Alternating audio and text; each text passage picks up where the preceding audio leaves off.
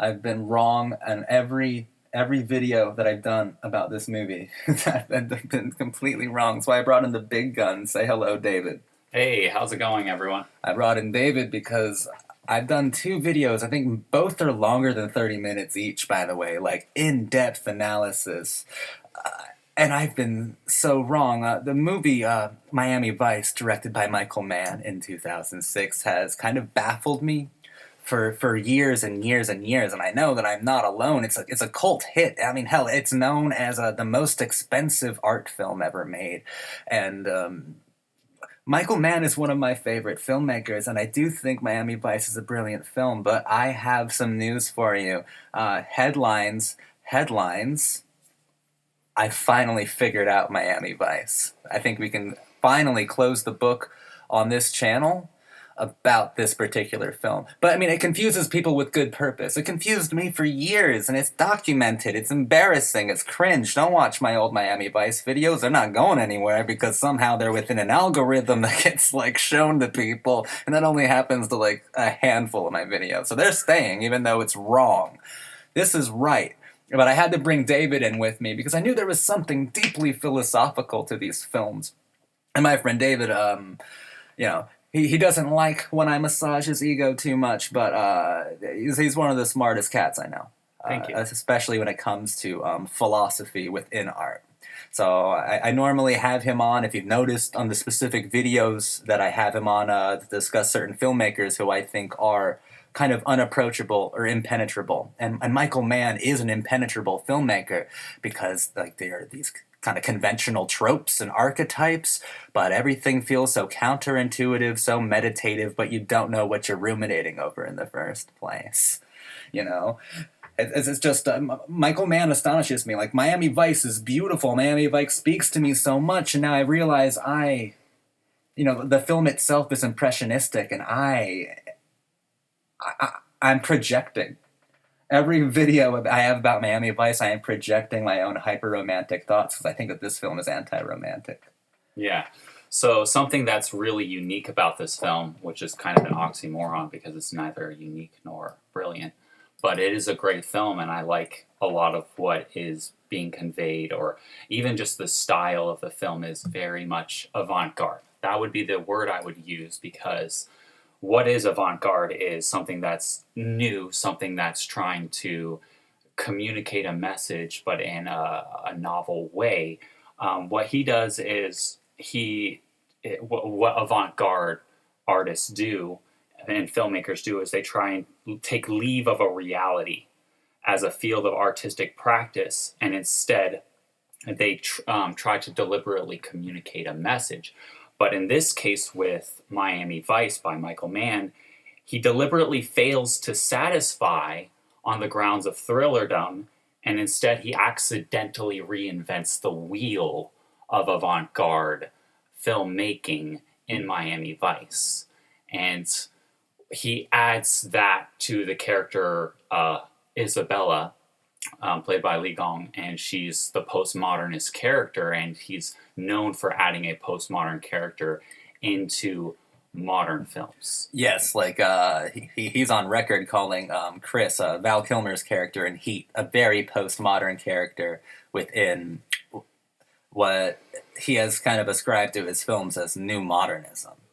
And that's where I kind of, that's where I made my most embarrassing error, is that this film, I feel like it's told, it has a certain language of Malick, even a little bit of the old Tarkovsky in its ruminations, so I kind of figured it was a bit more of a dynamic becoming kind of film, and a lot of dynamic becoming films are kind of lean a bit more towards the postmodern kind of spectrum. And it wasn't until David pointed out this is a completely like modernist film. This film is a static being. Like, this film has an objective meaning. This film has a singular purpose, and it may have been a deliberate purpose, but the composition, it's by chance that it happens to be as avant-garde as it is, as the end product is. And I'm actually going to put up a graph right here to kind of show to contrast modernist society between postmodernist society. We're going to go down this list. This is actually a pretty good way to analyze the film and get a coherent idea of Michael Mann's philosophy, which is modernism. And then we'll discuss possibly why it's called new modernism later on. But our very first one is goals of strategies. In a modernist society, it's specialization. In a postmodern society, it's integration. Mm-hmm.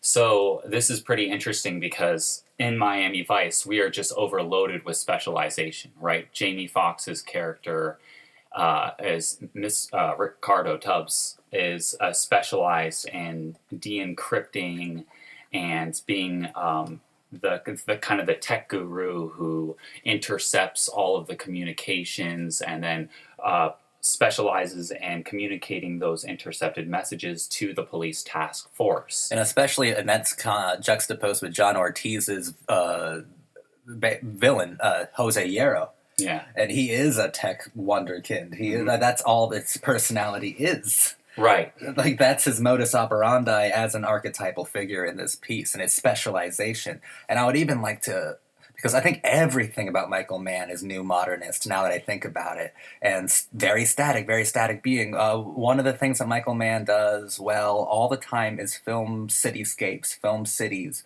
Obviously, at like different camera settings and speeds, and Miami Vice being a digital experimentation in form. We have an even more intense exploration of these cityscapes and skyscrapers and buildings or whatnot, whatever have you.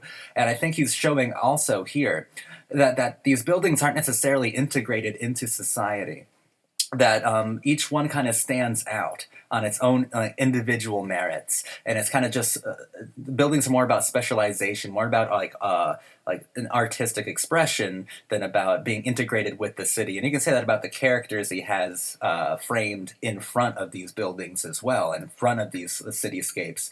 They are specialized. They are not integrating within it. They are not losing themselves in Miami or in Colombia, wherever they happen to be. They are very much so removed from it. So we can even take from that Michael Mann's concept of mankind, of humankind, is removed from nature. And it's not like an inner conflict. That's just the way it is. Right. Exactly. And that leads on to how he makes everything into a functional arrangement, where it's all a bureaucracy rather than a democracy, where everything is relayed in orders and you have to follow through with those orders, otherwise you're being insubordinate, right? And to be subordinate and to accept that subordination in your roles. And that's a lot of what's happening in this film, is all of the characters are all playing out their roles, except of course Isabella, who's kind of and it's kind of incredible to think about, because you have these wonderful character actors in the film, Barry Henley, Justin Theroux, Elizabeth Rodriguez, just to name a few, who shine in other movies with smaller roles. And in here, I mean, I still think they shine through because they have a natural charisma, but that's all by virtue of their presence. Because the script, their words, even my favorite part is Gina, played by Elizabeth Rodriguez. I love her. At the end of the film, in the trailer, when she has her firearm held and pointed on one of the white power morons or whatever, one of the redneck yuppies, not yet opposite of it, one of the rednecks, period, who kidnap Trudy and strap a bomb to her. When Gina has that person in her sights, it's a very intense moment because it's intensely almost dehumanized, because she explains exactly what will happen to him when she puts a bullet into his head and like which part of his body will feel numb first, how exactly it will feel, and it's very matter of factly, and then she does it. Right. And then she absolutely blows him fucking away. But that's a very that's a very formal, that's a very bureaucratic way of executing someone in a trailer. Absolutely. So even these wonderful character moments are only wonderful because of the delivery of the actor. On paper, that is a very boring way to handle that scene. And Justin Theroux, talk about being given absolutely nothing to do. He just says, yeah, go for it. Oh, I wonder what channel we get. Like, there's nothing there. There's no characterization to really anybody but Isabella, to Crockett and Tubbs, arguably, and Trudy. But even then, Isabella is given the most freedom that Michael Mann could afford a single character within his film, and I believe that's because she has certain postmodern features to her and qualities. And we also have coordination and control. In a modernist society, it's about disempowerment. In a postmodern society, it's about empowerment. Mm-hmm. Yeah, so you can see the disempowerment going on throughout the film. In particular, you see how all of the police are, even though they're given this role where, hey, you can break the rules of cop procedurals, like in the original series, especially in the beginning of the original Miami's Vice series in 1984, you get this kind of like, you follow the rules, you follow the system, you follow the procedure. This is a demarcation from that, but it's still done in the lens of a disempowerment. And that is to say that, hey, you can break the rules, you can break the procedure, but as long as you get the job done, that's what really matters. You have to fulfill that role. And that's very disempowering, because an empowering function, something that would happen in a filmmaking enterprise like this, is you would have someone who says, well, I'm going to go ahead and choose a new strategy, and I'm going to adopt it and put that and implement it, and then that new strategy then gets integrated into the greater whole of whatever organization you're a part of. We can transfer all of this analysis over to modernist society is everything about Miami Vice but Isabella, and view Isabella as that postmodern kind of column. And she kind of fulfills all those, especially empowerment, and she's very proud of her empowerment as well, being a businesswoman within this kind of drug kingpin landscape. And she is democratic as well. I mean, it's not just about achieving some sort of fantasy with Crockett. She asks for his input, and she does have honest business conversations with people, and she's trying to integrate. She's very internationalist. I believe we go kind of like South American country hopping with her. She's very integrated with society as a whole, or at least she's trying to be. She's definitely trying to be. Yeah. But the empowerment is there, and what happens to her at the end is that she ultimately experiences dispossession, alienation, disempowerment, and it's not mostly, it's all because of Sonny Crockett. Yeah. But then you have the next tier of that modernist take on the cityscape of Miami, where you have the organizational structure of everything.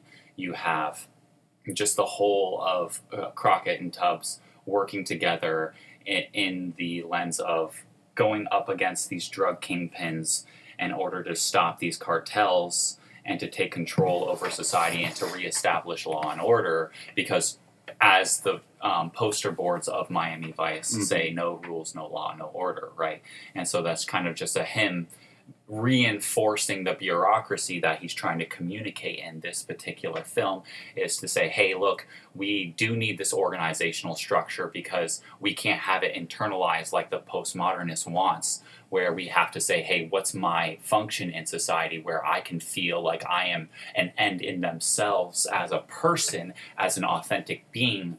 Instead, a modern take would be to say, oh, it doesn't matter what you want. At the end of the day, what matters is the job function. So, which is something immediately relevant or relative to Isabella completely.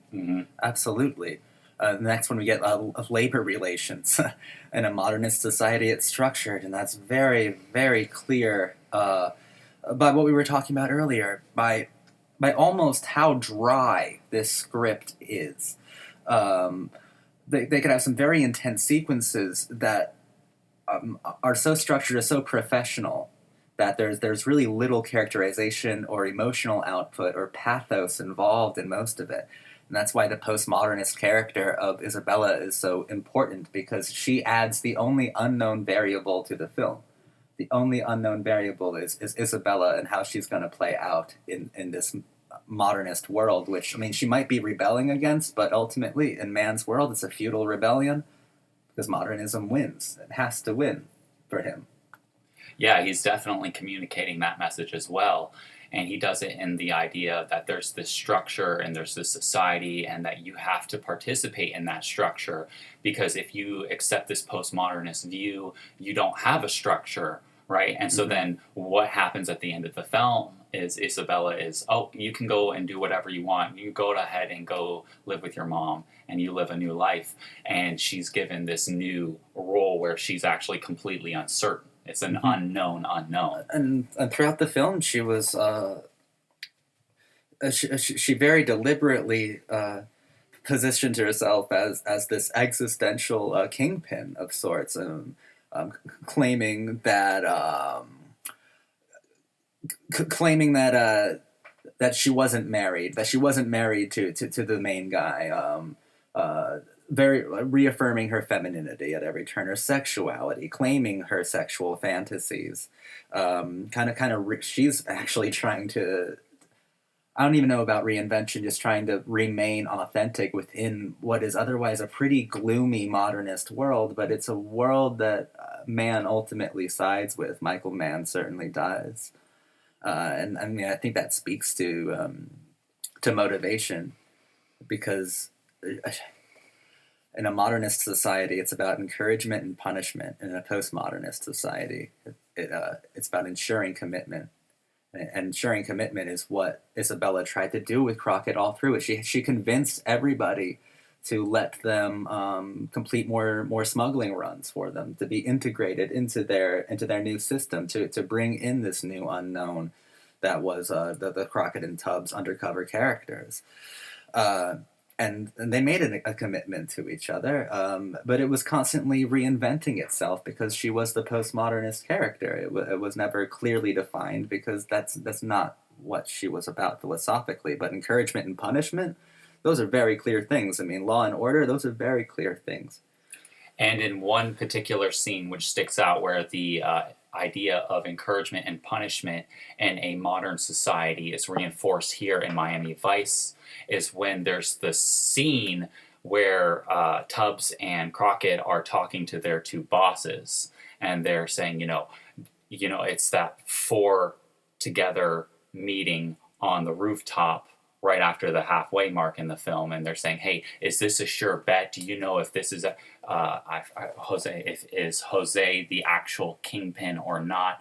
Well, we don't want to do something uncertain. We want to do something that we are certain of. And his boss, right? Montoya. Yeah. That's the name I was trying to figure out. That's why I went so much, because I was like, Yeah. oh god, I don't remember his name or the actor's name, but Montoya was his name. Yeah, that's right. So, and he's just put down, and he's by his boss. He's just like, hey, look, if they have this new intel and this intel is accurate, then I have to punish you if you don't do it. And he does that in that line where he's like, well, then it's your ass. You better rewrite that. What was that? The business model? Yeah. And that's paralleled with Castillo on the Miami Vice side going, I run this. And then he repeats it, I run this. Mm-hmm. So everything comes down from that. And if you don't, I mean, you're expected to be punished, which,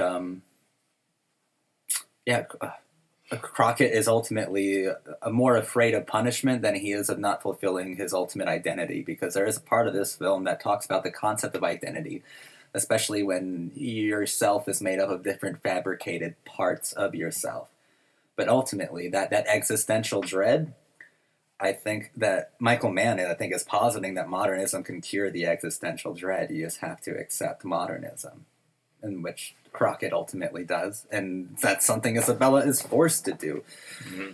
And notice how in the other and in scene, fact, Isabella is punished. Yeah, she's punished regardless. However, there is a scene where she is trying to ensure commitment rather than encourage and punish when Crockett and her are having the negotiations over in Cuba after they have their relations, and she's like, hey, let's go ahead and negotiate the actual the percentage of the payout in your role. And he's like, no, there's this encouragement and punishment, and Michael Mann's just doubling down on that because her negotiations then get revealed to her boss, Jose, and Jose's like, why the hell did you do that? Exactly. So I thought that was pretty interesting as well. But I wanted to take this and sidestep and talk about the cinematic quality as well as the aesthetic of Miami Vice, because that definitely goes into modern versus postmodern as well. in relation to the quality of the filmmaking decisions as well as the landscapes that are chosen. And I know that you know quite a lot more than I do in that regard. So. I love Michael Mann's aesthetic quality to film. He has one of my favorite compositional voices. Firstly, it's mostly told through a montage, right? Through a very, very well coordinated and choreographed montage. Compositionally, I always felt that Michael Mann was nearly second to none in what he chooses to do, and what he normally chooses to do are crime saga films. I think he's absolutely second to none. I think that compositionally, this film is absolutely extraordinary. I watch it and I get completely, I get completely stunned or like taken aback by just how beautiful it looks. And I used to think it was realism. I used to really think that Michael Mann films are realism, but no, they're impressionism.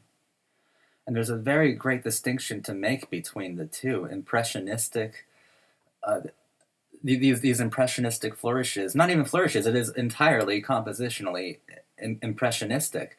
It was such a difficult film for me to read at first because it maybe like your argument earlier, it possibly accidentally uses the language of the avant-garde to express something that is normally outside of the avant-garde or is too limited to be expressed by the avant-garde. So I mean, these are very simple messages being told in really innovative ways. I'm not going to say overcomplicated ways because I don't believe that. I believe that these are very simple messages being told in a way that does reinvent the wheel, for a lack of a better word. That kind of brings a new sort of dialogue to the philosophical conversation of modernism and postmodernism. I think it definitely adds artistic legitimacy. Yeah, it definitely does. And there's a lot of scenes and compositions throughout where you see that cityscape, or as you so poignantly made aware, is the scene where there's the lone white boat on the blue sea going out to a vast ocean landscape. So that was one where you can definitely see the modernist take on a film landscape, where it's an external look out into something rather than an internalized and cultural take on something. Yes. Where you can appreciate something for its cultural beauty, which a postmodernist filmmaker might do. They might just say, hey, look, this is beautiful, this is amazing, but it is internal to this culture and to this particular demographic. Before we recorded this conversation, is when I brought that up, but you also brought up something too. Like, it would have been interesting to see Michael Mann kind of talk about the CIA's exploitation of these South American countries through arms racing or through kind of like drug wars and things like that. But that would go against his modernist sensibilities, wouldn't it? Because that would bring the culture to the table, where he's far more interested in the individual, in the singular person, and how that singular person fits within like the specialized bureaucracy that is the world, that is the inescapable world. Yeah, exactly. And something that is very distinct of Impressionism is that external view out into the world. You think about any kind of Impressionist artist out there who does such painting or landscaping. That's exactly what Michael Mann does, is he brings that same spirit into his film making landscapes, where he's just looking out into everything and he's just saying, hey, look, this is the world as it is. You appreciate it for what it is. That is perfect, because I've said before, like there are many directors who have tried to duplicate how Michael Mann has filmed cities, filmed certain things like that, and they can't do it. And I think it's because they're being overcomposed. Because I've said it's almost like he lets these things speak for itself. I mean, of course, it's wonderfully framed. Everything's wonderfully framed and blocked and captured in the film. But at the end of the day, that is a boat gliding through water, and it just is what it is. And there's also many other scenes where it's not contrived. Yeah. And yet totally designed at the same time. Like, it's confusing. But that's where the avant-garde comes in, where it probably wasn't intended It could, like, because there is a part of this film that is largely designed, and there's another part that's largely ruminative. Yeah, there's definitely the meditative quality, especially in the musical composition to everything. I really like how he does try and immerse you as a skillful impressionist would through the use and blending of two different art forms of music and of actual filmmaking cinematography. Yeah, and of course I would also like to transfer, if there's any other it's really about identity as well. This particular Miami Vice film. All Michael Mann films are modernist, but this one in particular is fascinated by the concept of how one claims or expresses or projects their own identity out onto the world as well. And here, it's external. Like, you can't fight who you are. It's just there. Right. That Michael Mann could be quoted as saying the best undercover or fabricated personality or identity is yourself, because no matter who you pretend to be, you are still that person.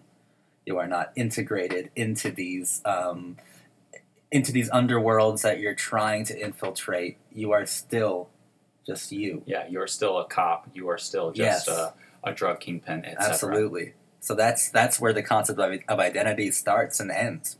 That one isn't even, like, we figured out that was pretty fucking cool. All right, the performance reward relationship.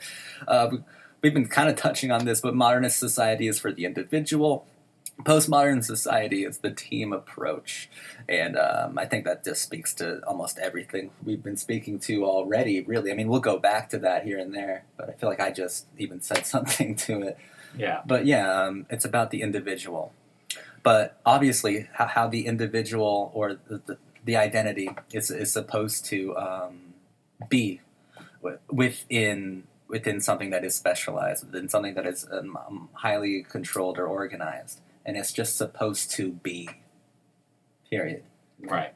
As well. Like, no flourishes, no void inside of you that you need to be fulfilled by some spontaneous tryst. It's just you. It's just you. The existential dread is part of postmodernism. It doesn't exist within modernism. In Michael Mann's world, which sounds like pretty fucking terrible, but in Michael Mann's world, you can just get rid of all of that. Yeah, it's pretty interesting how the team approach is almost completely devoid. It's just like a complete blank in there, right? Exactly. Because every single time you have this police task force going in on the drug kingpins and the shooters on the side of the cartel, you have, as you pointed out earlier, Gina, doing that really bureaucratic way of targeting and shooting. But you also have the other, even the whole shootout at the very end is very much an individual approach where Crockett and Jamie Foxx's character, Tubbs, are both the central focus of that particular interaction. So that just keeps going on into the fact that, hey, look, there is this actual team coordination happening between the two sides. But we're just in fact, the only amazing part of that shootout, which it's such a counterintuitive shootout for someone who's known as one of the best filmmakers of shootouts. The shootout in Heat is legendary. And then you get one in Miami Vice that is nearly half-hearted, and I have to say it has to be deliberately half-hearted because he's proven in Manhunt millions of times that he can do a great, gripping shootout. In this one, the only important part, and this is an interesting one to hit upon, is Isabella, our postmodernist, realizes that Crockett has a fixed personality, a fixed identity, that he is a policeman, a cop, that he is something inert, something that cannot be, we're going to go to personal relationships right now, continue to decline for modernism or creator for postmodernism. She realizes that Crockett's identity cannot be self-made, cannot be remade, cannot be recreated. No matter how hard Crockett seems to try, he will always... The second Isabella, our postmodernist, saw him for his identity, she knew exactly who he was and didn't need to know anymore.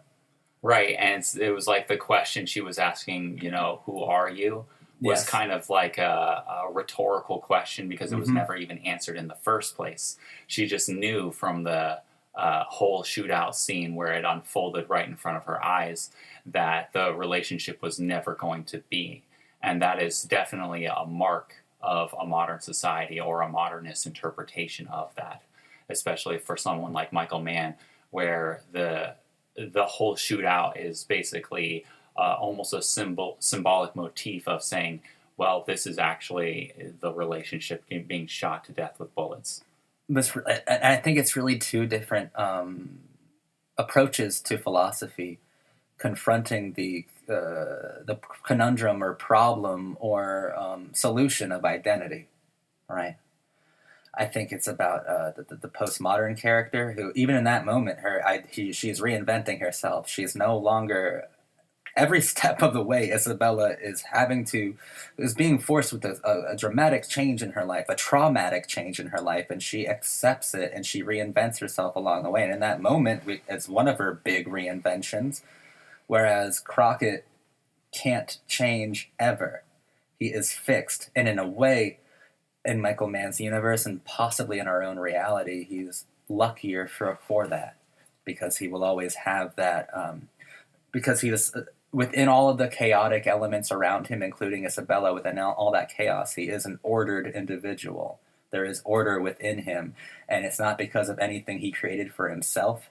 It's because of the organization, the police force that he belongs to, that he is at all stable. And that's why his identity is even stable, because he's a modernist character. He might be having a temper tantrum, and that's what Miami Vice is. But at the end of the day, and ultimately, Isabella is kind of punished for changing herself so much throughout this film, for having such an existential power over her business affairs, over her romantic interests, and over her own life. And she's forced to live a pretty specific one by the end of the film, away from the organization, away from modernism. Or maybe to accept modernism. Yeah, almost like Michael Mann saying, okay, I recognize that postmodernism exists as a movement, but we're going to go ahead and compartmentalize it to somewhere else, not here. Yeah. It's not welcome here in America. And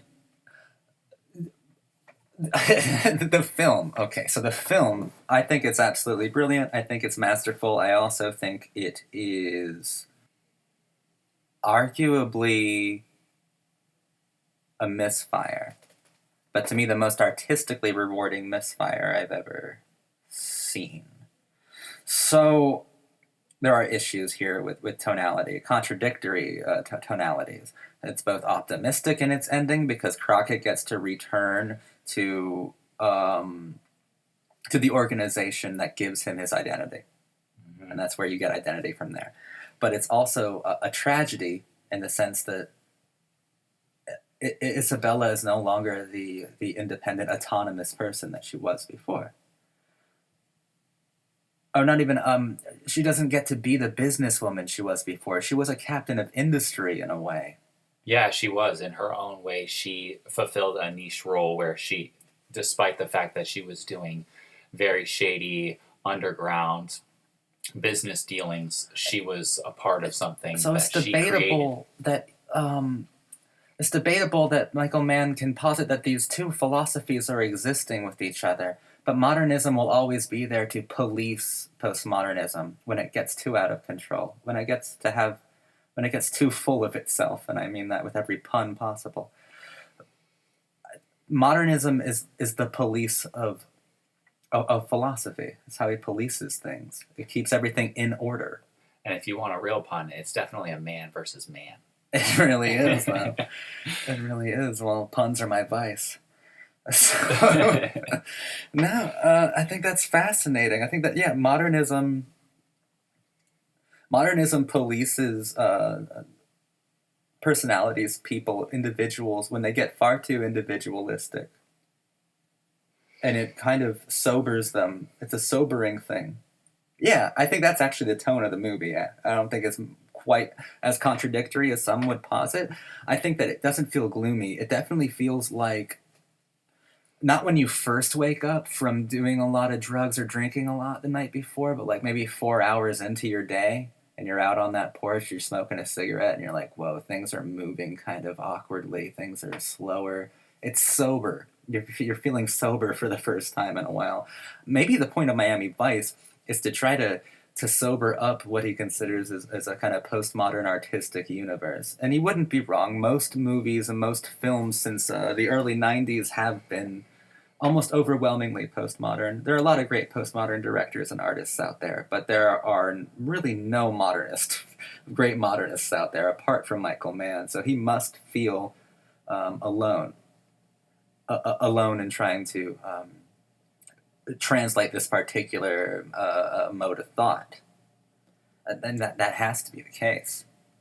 And I think he's trying. The world is drunk with reinventing themselves. The world is drunk with communal ways of revolutionizing art forms that he might feel are better suited for isolationists.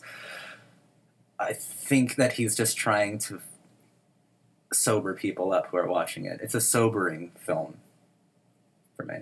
Yeah, and there's definitely the romantic quality involved in the whole situation to try and break from all of that dialogue and discussion with the modernist interpretation of the world as it is, and to instead say, at least take a moment to have a human element in all of it, and to just have that interaction, especially between Tubbs and his significant other, and to just say, hey, look, by the way, I really like Naomie. I thought she was great. Oh, yeah. She's a great actor all the time. I thought the best performance was Gong Li, but yeah, I loved Colin Farrell was a great Crockett. I should say, we did this the right way, this analysis the right way, because I was like, David, you want to do this the real way? Let's do this. And I watched the Smuggler's Blues episode of Miami Vice that this film is very, very, very, very loosely based on. Yeah. But specifically so that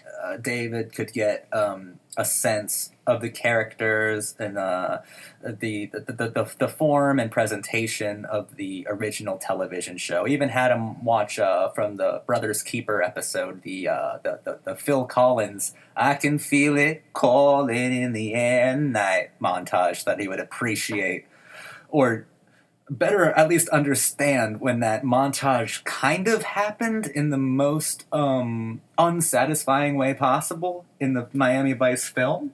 Like, no one wanted it that way. It was fan service, but done by a person who obviously didn't care if you were there to receive that message. That was a complete reinterpretation, but this film is not a deconstruction, and that's where a lot of people get stuck in the weeds.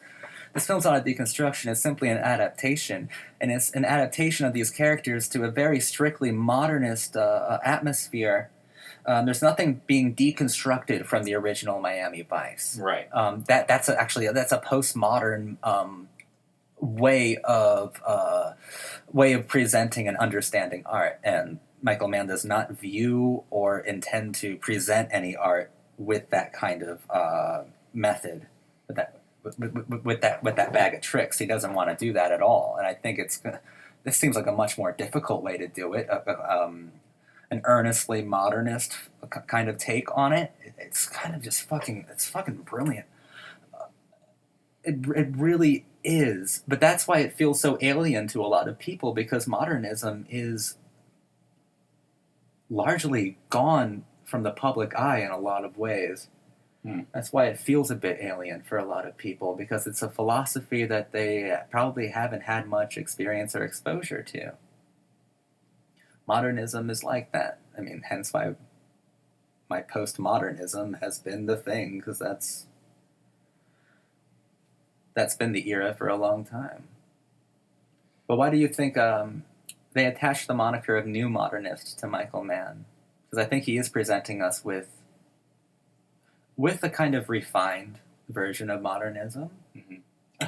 Yeah, to answer your question directly, and to put it into context, especially with Miami Vice here, that it's a man versus man film, and like no pun intended there.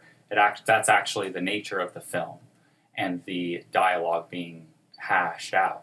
So, what it's really about is it's about recontextualizing, and it's really just making an adaptation on that man versus man trope. And to just say, maybe there's a way in which that can be had out and done in a way that doesn't hurt the disempowered. Mm-hmm. The But then, I don't know. I don't agree with that.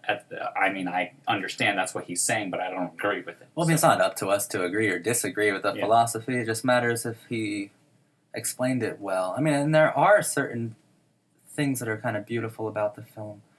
I mean, I think that Michael Mann thinks that, even though the film is pretty unrelatable, I think that Michael Mann flies in the face of that, or he just outright rejects that this film is unrelatable because he puts so much on the individual to have an identity without even trying or be conscious of molding his identity. So when you have people in frame, those aren't just people, those are individuals. Those are individuals with their own fixed identities in front of these cityscapes, which arguably could have their own identity as well, fixed, inert, unmoving. Modernism, yeah, I'm with you. It's got a lot of problems. Yeah. I think that's why it died out.